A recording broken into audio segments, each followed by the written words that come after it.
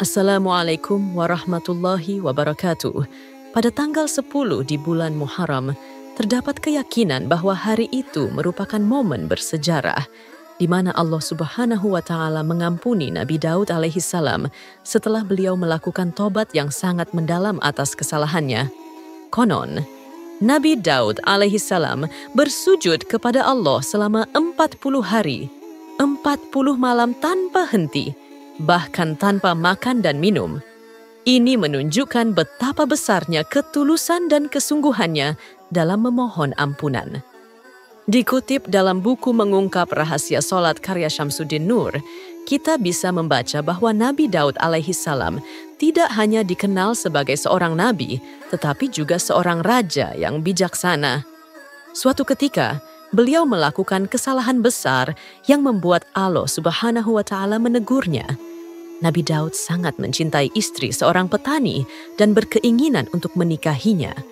Dalam usahanya, beliau meminta agar suami dari wanita tersebut menceraikannya agar bisa menikah dengan Nabi Daud.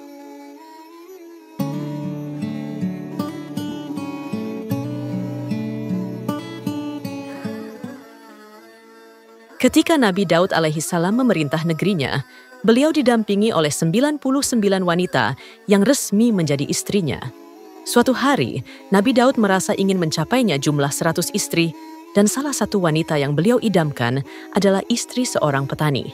Sebagai seorang raja, keinginan Nabi Daud sering kali sangat diperhatikan, dan beliau berencana untuk menikahi wanita tersebut. Untuk mewujudkan keinginannya, Nabi Daud meminta agar si petani menceraikan istrinya sehingga beliau bisa menikahinya. Pada masa itu, tampaknya permintaan seperti ini bukan hal yang aneh di kalangan para raja dan merupakan bagian dari adat istiadat yang berlaku. Pada suatu hari, terjadi pertemuan antara Nabi Daud dan si petani. Si petani bertanya dengan penuh rasa ingin tahu, "Mengapa Baginda meminta istri saya? Bukankah Baginda sudah memiliki 99 istri?" Dengan sabar, Nabi Daud menjawab, "Wahai Pak Petani, sesungguhnya saya hanya ingin mencukupkan jumlah istri saya menjadi 100. Pak Petani, sebagai rakyat biasa, tentu tidak berani menolak keinginan rajanya.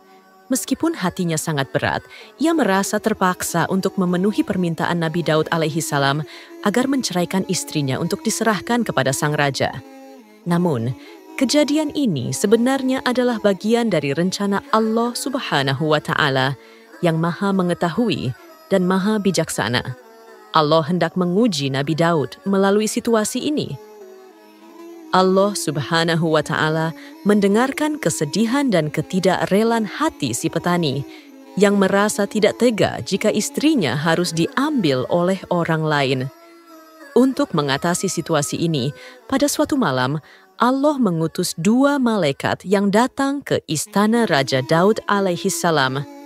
Mereka datang dengan menyamar sebagai 2 lelaki yang sedang bersengketa dan meminta keputusan yang adil dari sang raja. Salah satu malaikat tersebut mengajukan kasus mereka dengan penuh rasa. "Kami adalah 2 orang yang berselisih. Saudaraku di sini memiliki 99 ekor kambing, sementara aku hanya memiliki seekor. Ia berkata kepadaku, 'Berikanlah kambingmu itu kepadaku, dan aku akan memeliharanya bersamaan dengan kambingku yang lain.' Aku menolak. Namun ia berbicara dengan sangat pintar sehingga aku merasa kalah dalam perdebatan ini." Ketika Raja Daud alaihi salam mendengar laporan tentang perselisihan antara kedua orang itu, beliau berkata dengan tegas, "Sungguh, saudaraku ini sangat aniaya karena meminta kambing milikmu yang hanya seekor." Setelah memberikan keputusan tersebut, Nabi Daud alaihi salam baru menyadari bahwa kedua orang yang mengadukan masalah mereka sebenarnya adalah 2 malaikat yang diutus untuk memberikan pelajaran kepadanya. Malaikat-malaikat itu datang untuk mengingatkan Nabi Daud tentang kesalahannya dalam menginginkan istri si petani, padahal beliau sudah memiliki 99 istri. Dengan penuh kesadaran akan kesalahannya, Nabi Daud alaihi salam segera meminta ampun kepada Allah Subhanahu wa Ta'ala. Beliau bersujud dengan sepenuh hati menempelkan wajahnya ke bumi sebagai tanda penyesalan yang mendalam. Ini adalah bentuk hikmah dari Allah yang Maha Tahu. Allah memberikan pelajaran yang sangat bijaksana kepada Nabi Daud. Menurut Muhammad bin Ka'ab al-Quraizi, Nabi Daud alaihi salam melakukan sujud tersebut selama 40 hari, 40 malam. Beliau tidak bangkit dari sujudnya kecuali untuk melaksanakan salat wajib atau memenuhi kebutuhan yang sangat penting. Kisah ini termasuk dalam kategori kisah Israiliyat. Syekh Yusuf Al-Qaradawi mengungkapkan bahwa cerita tentang Nabi Daud yang terjerat dalam cinta kepada istri tetangganya, kemudian bertobat kepada Allah, lebih banyak dikenal sebagai kisah Israiliyat. Kisah ini juga terkait dengan tafsir Al-Quran, khususnya surat Sad ayat 22 hingga 25. Menurut Yusuf Al-Qaradawi, dalam kisah ini, Nabi Daud alaihi salam tampak bertindak tergesa-gesa dan tidak melakukan penyelidikan yang mendalam. Beliau terpengaruh oleh emosi ketika mendengar argumen salah satu pihak yang berselisih dan segera memutuskan hukuman tanpa terlebih dahulu mendengarkan alasan dan memberikan kesempatan bagi pihak lain untuk membela diri. Syekh Al-Qaradawi menjelaskan bahwa seorang hakim yang adil seharusnya tidak terperdaya oleh ucapan atau penampilan salah satu pihak yang berselisih. Seorang hakim harus meneliti dan menyelidiki kasus dengan seksama sebelum membuat keputusan. Bahkan, ketika salah satu pihak datang dengan memperlihatkan luka pada mata, sebaiknya hakim menunggu dan mendengar keterangan dari pihak lawan, karena bisa jadi justru lawannya yang terluka. Allah Subhanahu wa Ta'ala mengingatkan Nabi Daud untuk tidak cepat terpengaruh oleh emosi dan untuk selalu menetapkan keputusan dengan adil. Dalam firman-Nya, Allah berfirman kepada Nabi Daud, "Hai Daud, sesungguhnya kami menjadikan kamu sebagai khalifah di muka bumi.